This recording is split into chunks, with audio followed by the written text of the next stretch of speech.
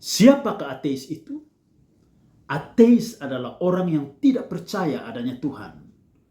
Para teolog menggolongkannya ke dalam ateis praktis dan ateis teoritis. Ateis teoritis tidak banyak kita temui di sekitar kita dibandingkan dengan ateis praktis. Ateis teoritis itu biasanya adalah tipe intelektual. Dengan berbagai argumentasi rasional, mereka berusaha untuk membenarkan keyakinan bahwa Allah tidak ada. Di samping ateis teoritis, ada ateis praktis.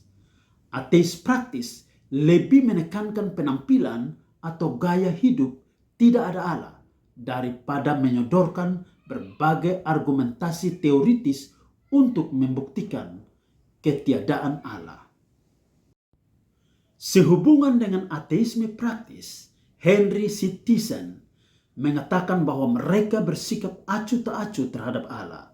Mereka mungkin mengakui bahwa Allah ada entah di mana, tetapi mereka hidup dan bertindak seakan-akan tidak ada Allah yang kepadanya mereka bertanggung jawab.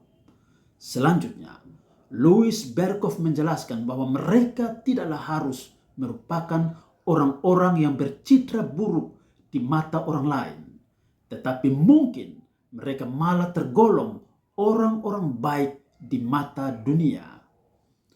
Orang-orang semacam itu mungkin sekali sadar bahwa mereka tidak harmonis dengan Tuhan, takut bertemu Tuhan, dan mencoba untuk melupakan Tuhan. Mereka tampaknya secara tersembunyi senang memamerkan keateisan mereka ketika hidup mereka berjalan lancar. Tetapi kemudian mereka bertelut berdoa manakala hidup mereka tiba-tiba terancam bahaya. Sehubungan dengan uraian di atas, maka muncul beberapa pertanyaan kecil. Adakah orang-orang ateis praktis di sekitar kita? Atau mungkin jangan-jangan hidup kekristenan kita lah yang menunjukkan gaya hidup ateis praktis? Dan sadarkah kita bahwa penampilan atau gaya hidup ateis praktis adalah suatu bentuk penyangkalan mutlak atas keberadaan Allah? Dua ayat Alkitab berikut kiranya dapat membuat kita merenung tentang gaya hidup ateis praktis yang mungkin sering kita tunjukkan tanpa sadar. Mazmur 10 ayat 4 berkata, "Kata orang fasik itu dengan batang hidungnya ke atas, Allah tidak akan menuntut. Tidak ada Allah. Itulah seluruh pikirannya."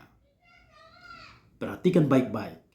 Ateis praktis mengaku bahwa Allah ada, tetapi entah dia di mana sehingga ia tidak menuntut segala sikap hidup yang tidak berkenan kepadanya. Jika demikian, sama halnya dengan Allah tidak ada. Itulah pikirannya. Lalu Titus 1 ayat 16a berkata, "Mereka mengaku mengenal Allah, tetapi dengan perbuatan mereka, mereka menyangkal dia." Perhatikan ciri-ciri yang sama dengan ayat sebelumnya. Mereka mengaku bahwa Allah ada, bahkan mereka mengenalnya.